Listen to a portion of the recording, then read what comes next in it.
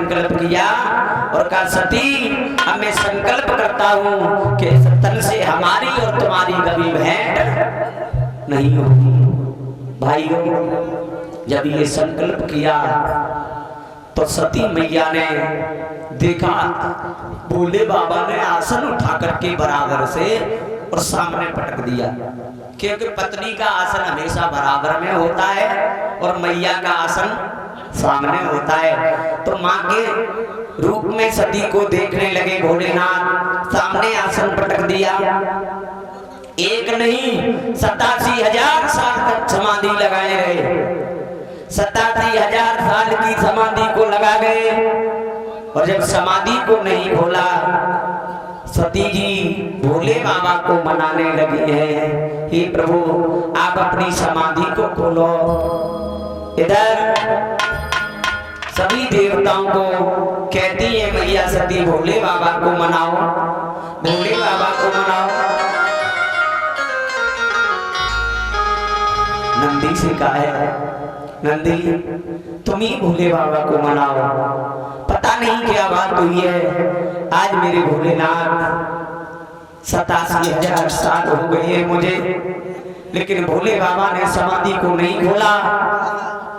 जब मैया सती रोती रही तो परीक्षित महाराज 87,000 साल पूर्ण होने के लिए जा रहे हैं। जब भोले बाबा की समाधि खुली है तो भोले बाबा क्या देखते हैं, सती का शरीर सूख सूख के पंजर हो गया है, लेकिन सेवा करती रही निरंतर सती। तब भोले बाबा ने कहा सती कोई बात नहीं है, तुमने मेरी इतनी सेवा की है, कोई बात नहीं है, आसन तो सामने से बगल में आ जाएगा, लेकिन हमारे मन की जो भावना है, मन में जो हमने तुम्हें मां माना है, तो जीवन भर मां ही रहोगी, पत्नी नहीं हो सकती हो। बोल गोविंद भगवान की। हाँ, आसन बराबर में डाल दिया। भोले बाबा मैया सती जी बैठे हैं। सती जी ने देखा कि आकाश मार्ग से विमान जा रहे हैं, परीक्षित महाराज उड़ते हुए। पूछने लगी है मैया सती भोले बाबा ये विमान कहाँ जा रहे हैं? जवाब दिया ये तुम्हारे पिता दक्ष के यहाँ जा रहे हैं। दक्ष के यहाँ जा रहे हैं? क्यों?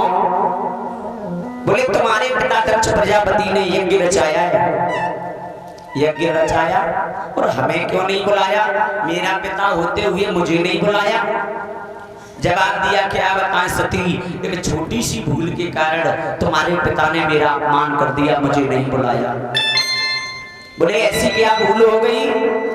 बोले सती जी ब्रह्मा जी की सभा में एक बार तुम्हारे पिता का आगमन हुआ, सारे देवता खड़े हो गए, मैं खड़ा नहीं हुआ क्योंकि मैं समाधि में लीन था।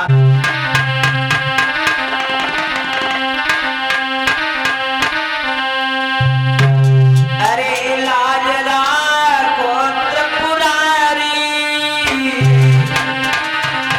और प्यारी सती के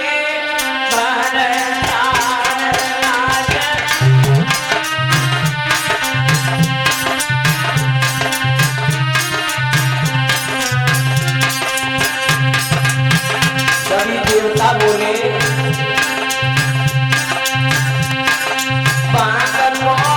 आए गए बोला,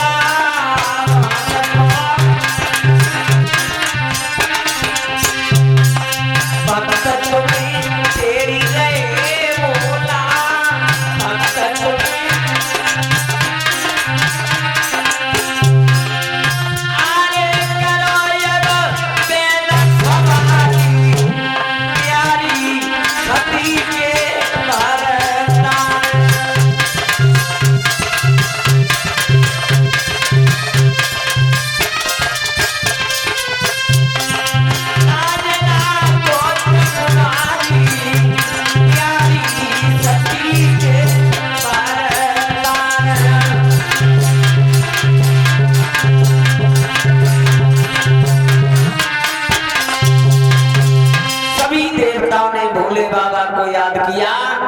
भोले बाबा थोड़ी सी भक्ति में एकदम प्रसन्न हो गए परीक्षित महाराज, प्रकट हो गए देवताओं के बीच में। जब दुनिया में परीक्षित जी भोले बाबा से अच्छा कोई देवता नजर में नहीं आया। क्यों? क्योंकि गोपाल जी की अगर तुम सेवा करो, ये गोपाल जी मेरे साथ रहते, इन्हें शाम को ले जाओ, फिर इन्हें महाराज लिटाओ, है ना, तो गर्मी लगती है तो पंखा भी करना पड़ता है। हाँ, गोपाल जी की बहुत सेवा करनी पड़ती है महाराज। हाँ, तो हनुमान जी की सेवा करो तो फिर मंगलवार को बूंदी का भोग लगा है, लहसुन प्याज कुछ मत खाओ। क्यों? हनुमान जी की सेवा करोगे तो कष्ट है। काऊ देवता की सेवा करो, हर देवता तुमसे कुछ न कुछ मांगेगा, लेकिन ये भोले बाबा सबसे बढ़िया देवता है परीक्षित महाराज। अगर तुम्हारे घर में जगह ना है तो चौतरा पे पधारते हो है, और कहू ना मिले तो हमने तो ऐसी जगह भोले बाबा पधरे देखे हैं जब भैंसियां चारों खाती है ना, वहीं पधार दो। भोले बाबा को भोग की जरूरत ना है, पंजीरी को बाल भोग को भोग ना होवे, कछु ना मिले तो धतूरो ही चढ़ा दे भाई, तो प्रसन्न है। बोल गोविंद भगवान की। हाँ, भोले बाबा उसी से प्रसन्न है।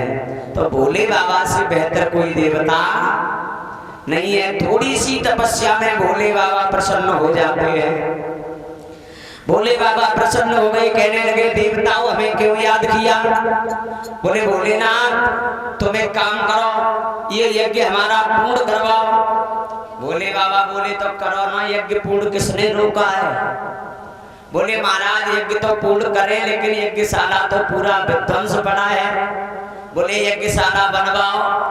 परीक्षित महाराज फिर यज्ञशाला बनवाया गया, केला के खम्भ गड़वाए, बंधनवारी लगवाई, यज्ञ बनवाया गया। बोले अब शुरू करो। भोले बाबा ने कहा अब शुरू करो। बोले महाराज शुरू कैसे करें, यज्ञ का यज्ञपति नहीं है। बोले यज्ञपति कहाँ है? बोले उसकी तो गर्दन काट के इसी में स्वाहा कर दी है। बोले अच्छा हाँ। बोले तो एक काम करो, किसी नर पशु यज्ञ पशु का सर लेके आओ। किसका सर लेके आओ? यज्ञ पशु का। यज्ञ पशु किसे कहते हैं? बकरे को। बकरे को कहते हैं। बकरे का सर मंगवाया गया। भोले बाबा ने दक्ष प्रजापति की गर्दन पे सर रख दिया और जमा दिया, तो दक्ष प्रजापति के ऊपर जल छिड़का, एकदम जीवित हो गया। तो इतना खुश हुआ महाराज। भोले भोले कहता है अंदर से, पेट में से क्या कहता है? भोले भोले। और मुंह पे आकर के आवाज बौखला जाती है, बकरा का मुंह लगा है ना, इसलिए बम बम भोले निकल जाता है उसके मुंह से। तो सबसे पहले ये बम का जो शब्द है ये दक्ष प्रजापति के मुंह से निकला था। भोले बाबा इतने हंसे, हंसते हंसते लौट गए। बोले अब सही रहा, अब ठीक रहा, अब बकरे का मुंह लग गया है ना, अब ठीक रहा। घमंडी का सर हमेशा परीक्षित महाराज नीचा हो जाता है। बोल गोविंद भगवान की। हाँ, क्योंकि लेकिन बलि देना बकरे की अनिवार्य नहीं होती है परीक्षित महाराज। बलि बकरे की देना अनिवार्य नहीं है। ये कहीं लिखा नहीं है कि बकरे की बलि तुम दो। बलि काय की देनी चाहिए मालूम है? हम बता रहे हैं आज से, भाई की बलि दियो, ठीक है? बलि हमेशा शेर की देना चाहिए, बलि हमेशा भेड़िया की देनी चाहिए, क्योंकि ये लोग दूसरों को खाते हैं। बलि हमेशा हिंसक पशु की देनी चाहिए, जो दूसरों की हिंसा करते हैं, उनकी बलि देनी चाहिए। क्योंकि शेर की बलि कोई नहीं देगा। क्यों नहीं देगा? क्योंकि वो तुम्हें पहले ही फाड़ डालेगा, तुम पहुंच ही नहीं पाओगे उसके पास तक, है ना? तो डर की वजह से वो बकरा न तुम्हें खाए सके, न लात मार सके, तो बाकी गर्दन पहले ही उड़ा देते हो। बोल गोविंद भगवान की। इसीलिए कवि कहता है परीक्षित महाराज,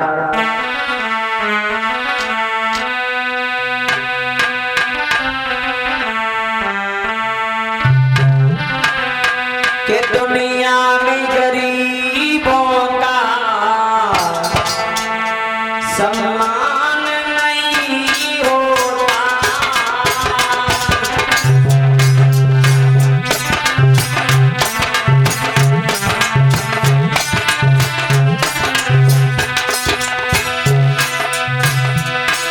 दुनिया में गरीबों का सम्मान नहीं होता। परीक्षित महाराज रोने से हंसने का पैगाम नहीं होता।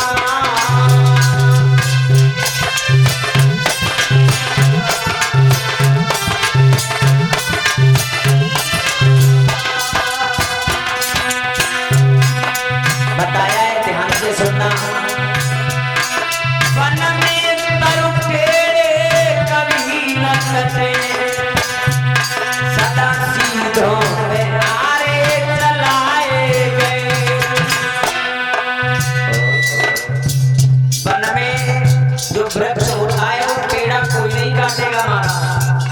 टेढ़े वृक्ष को देखते हैं, इसमें किवाड़ नहीं निकलेंगे, इसमें तख्ता नहीं निकलेंगे, तो उसे नहीं काटेंगे। जो सबसे सीधा होगा उसी को काट देते हैं। बताया है, वन में तरु टेढ़े कभी न कटे, सदा सीधों पे आरे चलाए गए। परीक्षित महाराज बलवानों से सदा भयभीत रहे, बलहीन बेचारे सताए गए।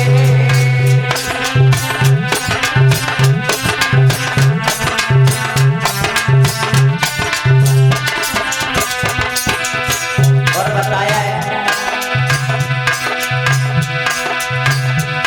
शेरों पे नहीं कोई नजर करे, शेरों पे नहीं कोई नजर करे, बकरा बलवेदी चढ़ाए गए। और बताया है, कांटों में फंसाई गई मछली, पर भुजंग कभी ना फंसाए गए।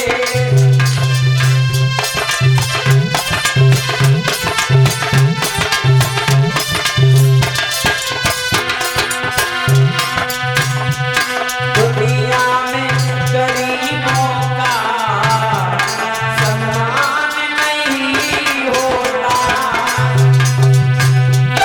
रोने से हंसने का पैगाम नहीं होता।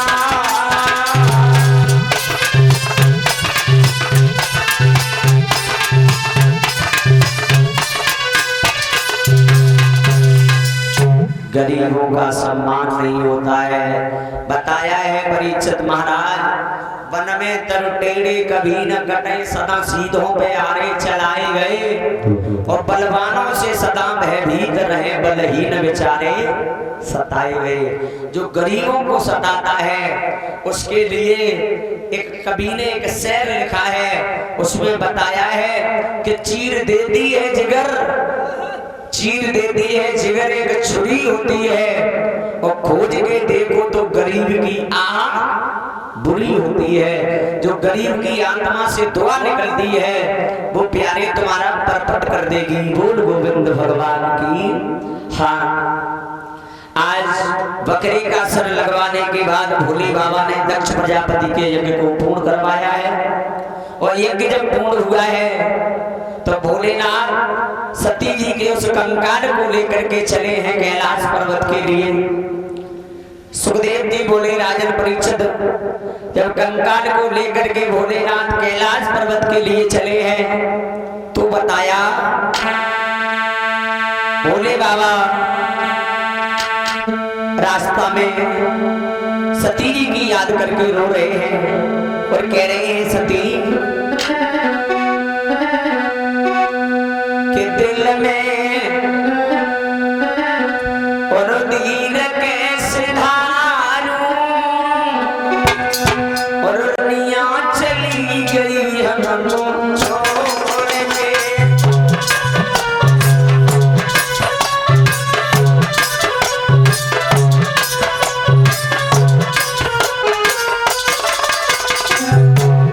भोले बाबा कैलाश पर्वत के लिए जा रहे हैं।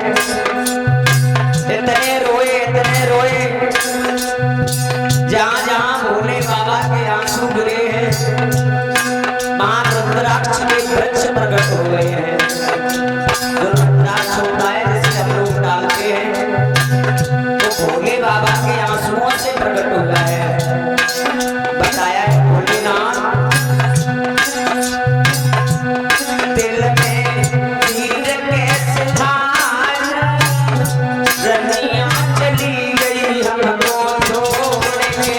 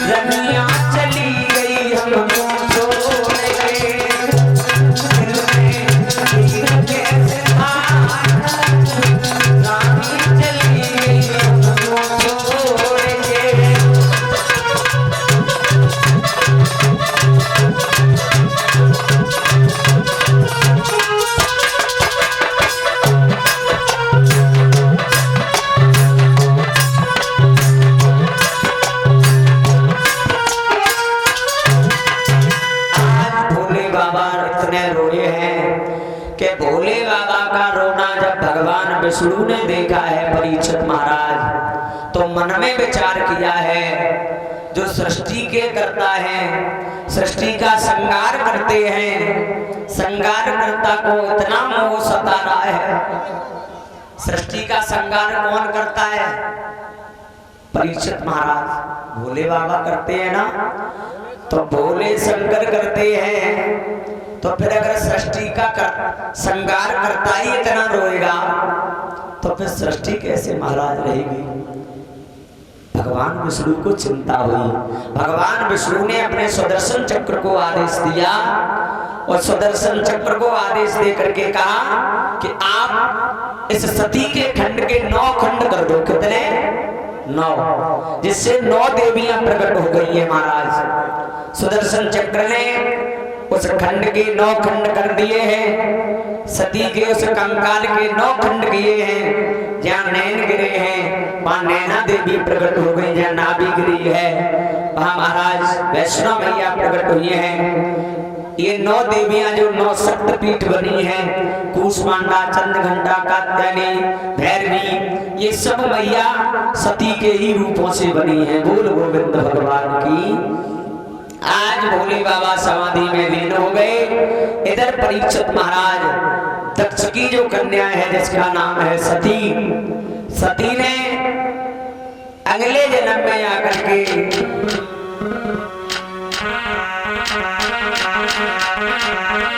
कि दक्षपति की लाडली और हुई यज्ञ में भस्म, महाराजा घर जाएंगे लियो देव ने जन्म। दक्ष की पुत्री सती ने इधर महाराज हेमांचल के आंगन में अवतार लिया है, और जब अवतार लिया है तो देवर्षि नारद का आगमन हो गया। परीक्षित महाराज देवर्षि नारद का आगमन हुआ तो हेमांचल महाराज ने पूछा है, महाराज हमारे घर में एक कन्या का जन्म हुआ है, तो उसका नाम क्या है? उसके दंदसा देख करके बताओ कन्या का भाग्य कैसा होगा। तो देवर्षि नारद ने क्या किया?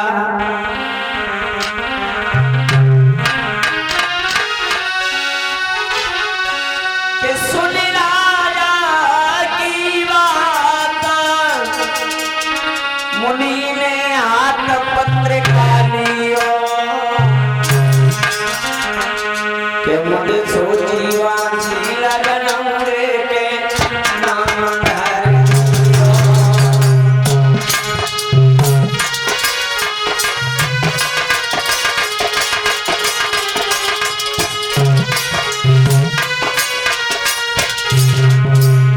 बोले हैं देवर्षि नारद, अरे मेरा राजा को नाम से सब काम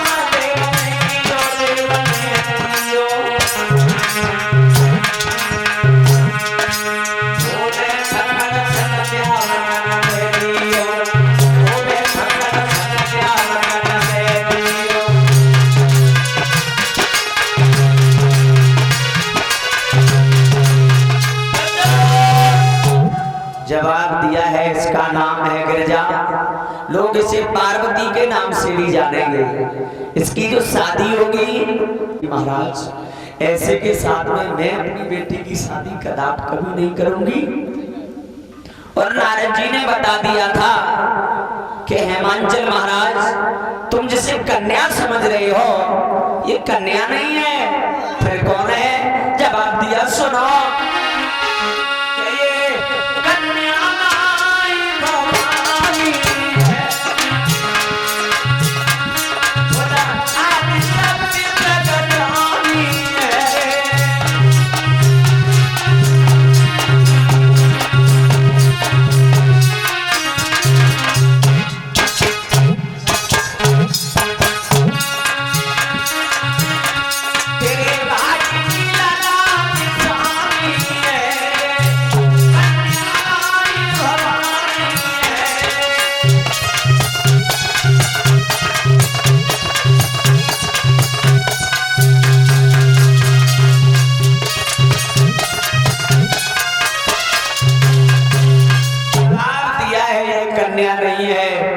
भवानी है। लोग इसे पार्वती के नाम से जानेंगे परीक्षित महाराज। और ये भी बता दिया कि ये बचपन में ही भगवान भोले बाबा के नाम की तपस्या करने जाएगी। इतना कहकर के नारद जी चले गए।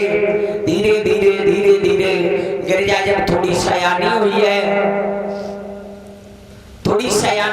गिरिजा तो थोड़ी बड़ी होते ही होते गिरिजा ने अपनी मैया से कहा, मैया अब तो मैं जंगल में भजन करने के लिए जाऊंगी। मैया ने कहा, बिटिया अभी तुम्हारी बारी उम्र है और तुम भजन करोगी, किसके नाम का भजन करोगी? जवाब दिया, भोले बाबा के नाम का। क्योंकि गिरिजा के मन में एक ही बात है परीक्षित महाराज। कौन सी बात है? गिरिजा के मन में यही है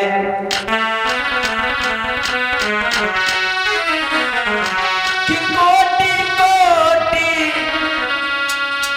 गिरिजा के मन में केवल एक ही लगन रही है पूरी जिंदगी, कोटि जन्म यही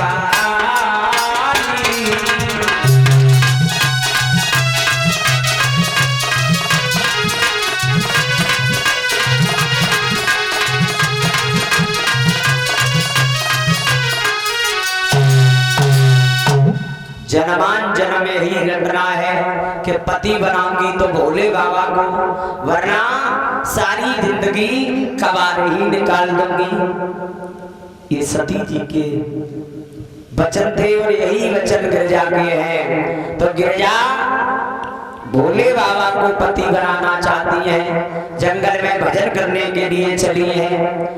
तो मैया मैना ने हेमांचल महाराज को बुलाया और कहा महाराज बिटिया की अभी छोटी सी उम्र है, तो ये छोटी सी उम्र में भजन करना चाहती है भोले बाबा का।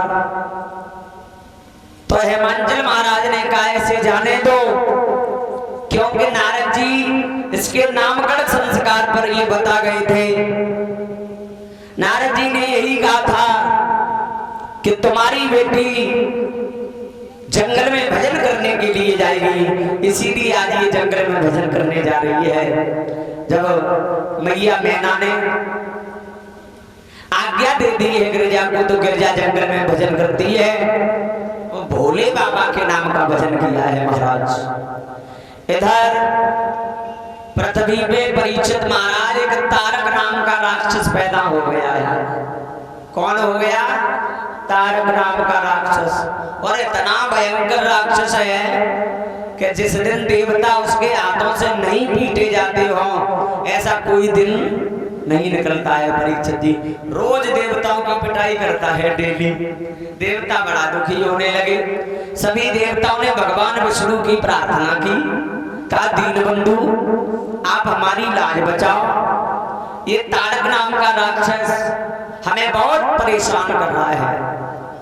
तो भगवान विष्णु ने कहा है देवताओं अभी तुम चले जाओ, ये तारक नाम का जो राक्षस है इसे भोले बाबा का पुत्र ही मार सकता है, उससे पहले इसे कोई मार नहीं सकता है। बोले पहले भोले बाबा की तपस्या करो, भोले बाबा की समाधि खुलवाओ, और समाधि के बाद भोले बाबा की शादी करवाओ, तब तारक नाम के राक्षस का वध होगा। परीक्षित जी इसका सीधा अर्थ होगा। देवता कहने लगे हे प्रभु इसका अर्थ तो यही हुआ है कि मरीज मर रहा है। परीक्षित महाराज मरीज हॉस्पिटल में मर रहा है, डॉक्टर की अम्मा को अबे ब्याह होना है, मरीज मर रहा है और डॉक्टर की अम्मा की अबे शादी होना भाई, तब तक तो हम सब देवतन के हड्डियों को सुरमा बन जाएगा। बोल गोविंद भगवान की। हाँ प्रभु कृपा करो। भगवान ने कहा कुछ भी करो, पहले भोले बाबा की शादी करवाओ, फिर उनके बेटा होगा, उसी के हाथों से इस तारक नाम की राक्षस का वध होगा। तो सभी देवताओं ने जल्दी जल्दी किया और जाकर के भोले बाबा की समाधि खुलवाने में लगे, लेकिन सारे के सारे देवता नाकामयाब रहे। फिर सभी देवताओं ने मिलकर के कामदेव को बुलाया। ये देवता जो थे ना परीक्षित महाराज, ये बहुत स्वार्थी रहे। अपने स्वार्थ में फंसा करके इन्होंने बहुत लोगों का नुकसान करवाया। हाँ ये देवता कामदेव के पास में पहुंचे और कहा कामदेव तुम भोले बाबा की समाधि खुलवा दो। कामदेव ने अपनी पत्नी रति को साथ में लिया और जाकर के कैलाश पर्वत पर पहुंच गया और वहां जाते ही जाते अपनी माया को फैला दिया। कैसी माया फैलाई है कामदेव ने? तुलसीदास जी ने रामचरितमानस में बताया।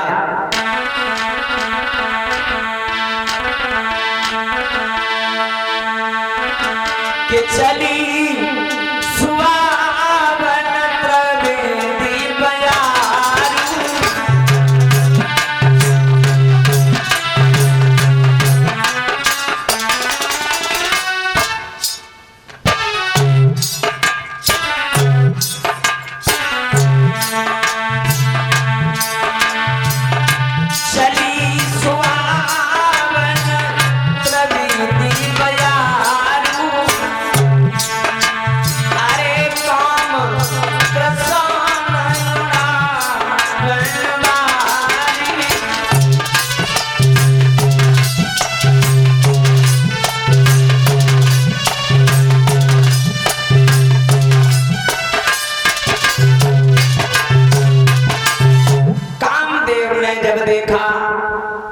इतनी ताकत लगाई, एड़ी से चोटी तक की ताकत लगाई परीक्षित महाराज, लेकिन कामदेव भोले बाबा की समाधि को नहीं खुला पाया।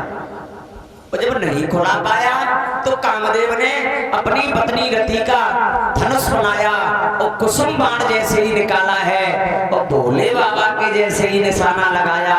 हुआ क्या परीक्षित महाराज,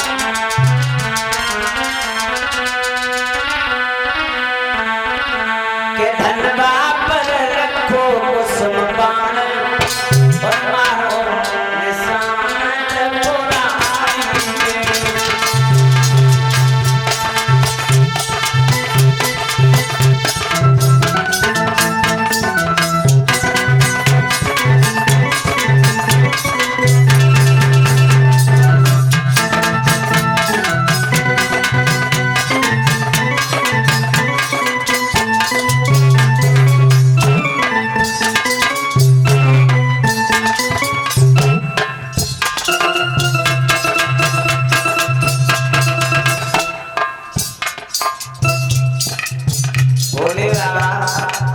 समाधि को खुलवाने के लिए कामदेव ने कुसुम बाण निकाला, जैसे ही मारा हुआ क्या,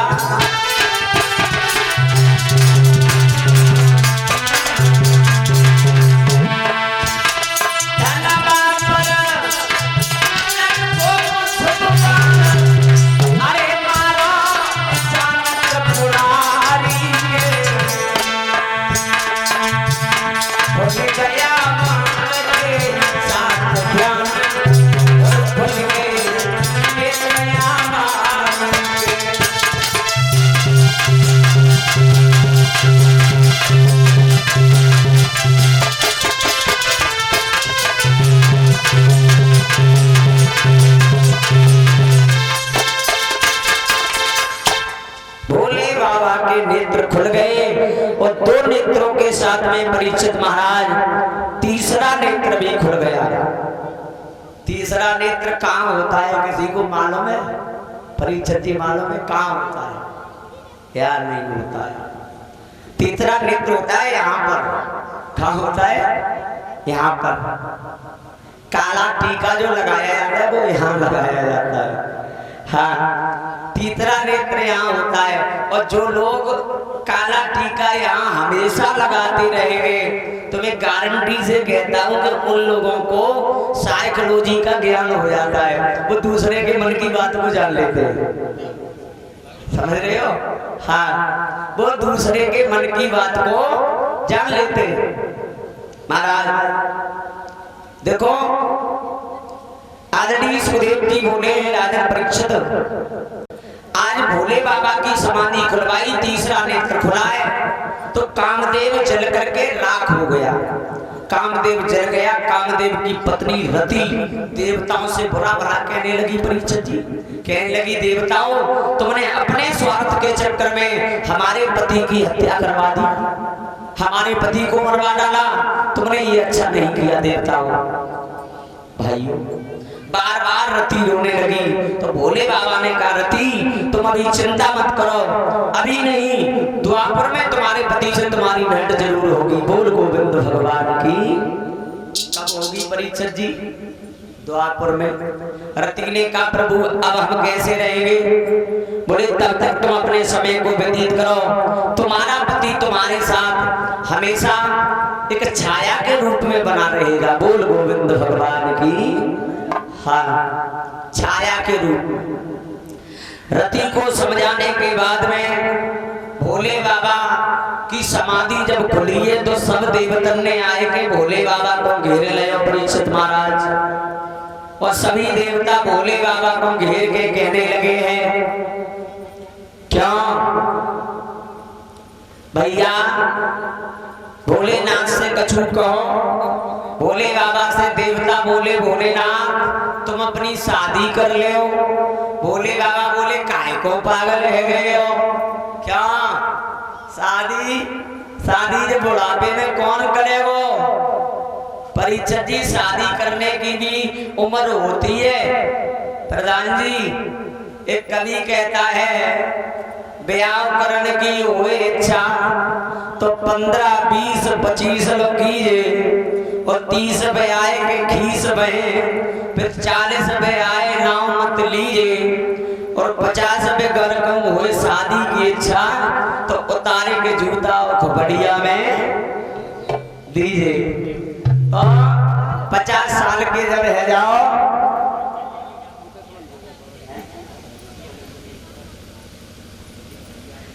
50 साल के बाद महाराज कभी भी शादी की इच्छा नहीं करनी चाहिए।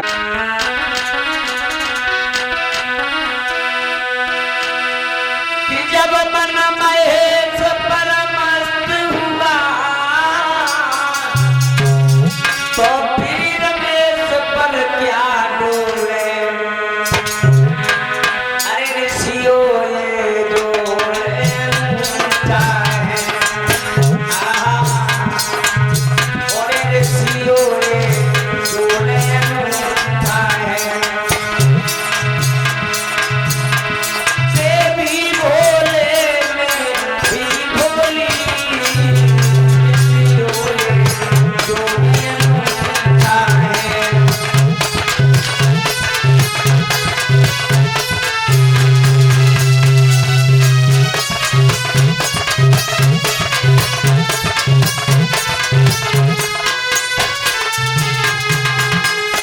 जवाब दिया है। भोले बाबा पे हमारा मन मस्त है। जब बार बार यही कहा है तो भोले बाबा को तैयार कर लिया है। आज पुनः भोले बाबा की शादी गिरजा के साथ में होती है और गिरजा को लेकर के भोले बाबा कैलाश पर्वत पे चले आते हैं, जहाँ शुक्र शनिचर ने हेमांचल महाराज का परीक्षित जी घमंड तोड़ा है। क्या घमंड था हेमांचल के मन में? हमने बहुत सारे आइटम बनवाए हैं और बारात वाले लोग कम हैं तो फिर ये खा कैसे पाएंगे। तो केवल शुक्र शनिचर ने महाराज पूरी रसोई का भोजन साफ कर दिया था। और आदमी की इज्जत कहाँ होती है, माताओं बहनों की इज्जत कहाँ होती है परीक्षित महाराज? पर्दा के अंदर। कहाँ होती है? पर्दा के अंदर। और पर्दा खोल दो इज्जत खत्म, इज्जत खत्म। तो महाराज इज्जत पर्दा के अंदर होती है। पर्दे के अंदर भोले बाबा ने पुनः रसोई को तैयार करवाया था, तब हेमांचल की इज्जत को बचाया था। तो हेमांचल के घमंड को तोड़ा है। गिरजा के साथ में रिश्ता जोड़ने के बाद में भोले बाबा पुनः कैलाश पर्वत पे आते हैं। तालियों के साथ में 2 लाइन का भजन बोले, उसके बाद में देखेंगे चरित्र के बारे में। महाराज उत्पन्न पाते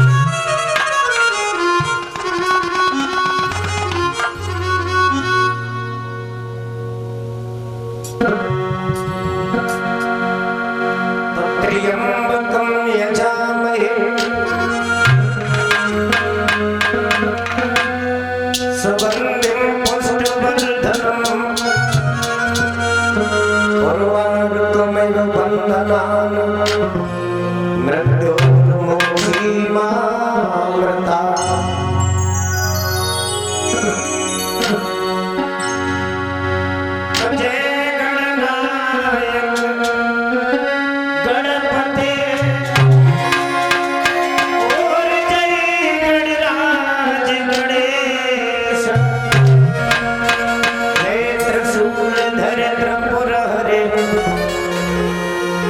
त्रिगुणातीत महेश।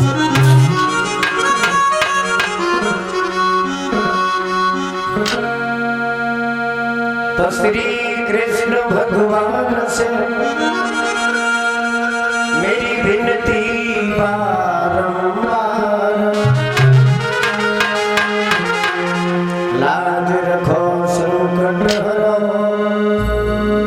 मेरी नाव लग गई।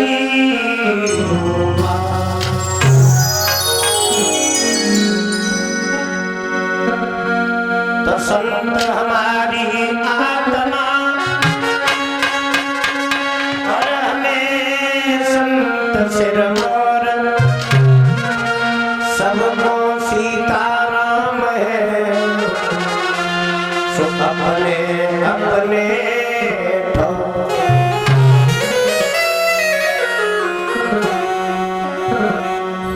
भक्त कहता है भगवान से, ये दीन बंधु जगत के पालनहार मेरे देवता के प्रभु के बिन कोई ना मालूम है।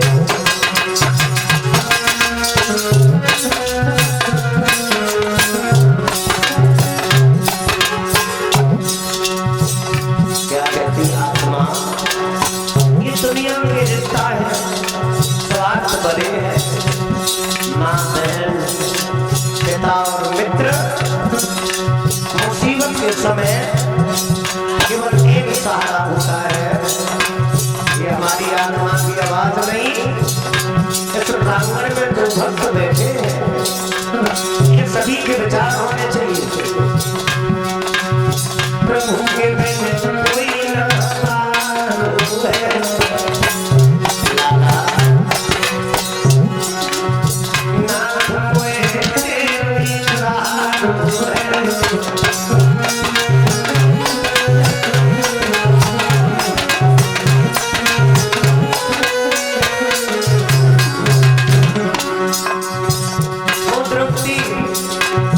जिसके पास पति थे बलधारी भीम, गांडीवधारी अर्जुन और धर्मराज युधिष्ठिर, ऐसे बलवानों के साथ रहने के बाद